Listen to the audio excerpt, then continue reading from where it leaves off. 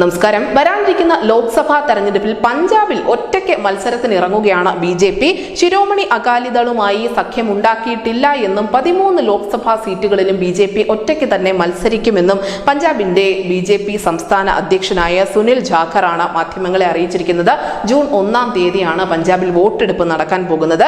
MSP ആവശ്യവുമായി ബന്ധപ്പെട്ടുകൊണ്ട് കർഷകരിൽ നിന്നും ബി.ജെ.പി. പ്രതിഷേധം നേരിടുന്ന സാഹചര്യത്തിൽ അകാലിദളുമായി സഖ്യമുണ്ടാക്കാനുള്ള ഒരു നീക്കം, അതിനുള്ള ശ്രമങ്ങളൊക്കെ ബി.ജെ.പിയുടെ ഭാഗത്ത് നിന്ന് ഊർജിതമായി തന്നെ ഉണ്ടായിരുന്നു. ബി.ജെ.പിയുടെ ഏറ്റവും പഴയ സഖ്യകക്ഷികളിൽ ഒരാളാണ് ശിരോമണി അകാലിദൾ എന്ന കാര്യത്തിൽ തർക്കമില്ല. എന്നാൽ 2020-ലെ കാർഷിക നിയമത്തെ തുടർന്നുണ്ടായ വിവാദങ്ങളെ ചൊല്ലിക്കൊണ്ട് മാത്രമാണ് അന്ന് അകാലിദൾ NDA സഖ്യമിട്ടത്. 2019-ലെ ലോക്സഭാ തെരഞ്ഞെടുപ്പിൽ ബി.ജെ.പിയും അതിനോടൊപ്പം തന്നെ അകാലിദളും ഒന്നിച്ച് മത്സരിച്ചുവെങ്കിൽ പോലും അവർ ഉദ്ദേശിച്ച അത്ര നേട്ടം ഉണ്ടാക്കാൻ സാധിച്ചിരുന്നില്ല.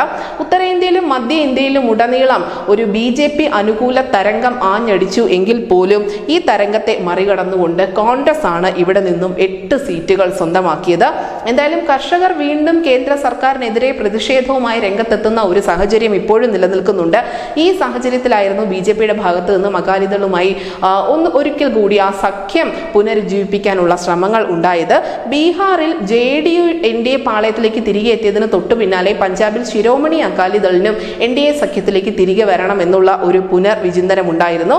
എന്നാൽ അതിനിടെയാണ് കർഷക പ്രതിഷേധം ഉണ്ടാവുന്നത്. ഈ കർഷക പ്രതിഷേധം, ഈ നീക്കങ്ങൾക്കെല്ലാം വീണ്ടും വിലങ്ങുതടിയായി രംഗത്തെത്തി. എന്തായാലും നിലവിൽ സംസ്ഥാനം ഭരിക്കുന്നത് ആം ആദ്മി സർക്കാരാണ്. ദില്ലി മുഖ്യമന്ത്രി അരവിന്ദ് കെജ്രിവാളിന്റെ അറസ്റ്റിനെ ചൊല്ലിയുള്ള കോലാഹലങ്ങളൊക്കെ തലസ്ഥാനത്ത് മാത്രമല്ല, മറിച്ച് പഞ്ചാബിലും വളരെ ആക്റ്റീവായി തന്നെ നടന്നുകൊണ്ടിരിക്കുകയാണ്. നമുക്കറിയാം, പഞ്ചാബിൽ നിന്നുള്ള ആം ആദ്മി പാർട്ടിയുടെ പ്രവർത്തകർ ഉൾപ്പെടെ ദില്ലിയിലേക്ക് പ്രതിഷേധത്തിന് മറ്റും വന്നുകൊണ്ടിരിക്കുകയാണ്.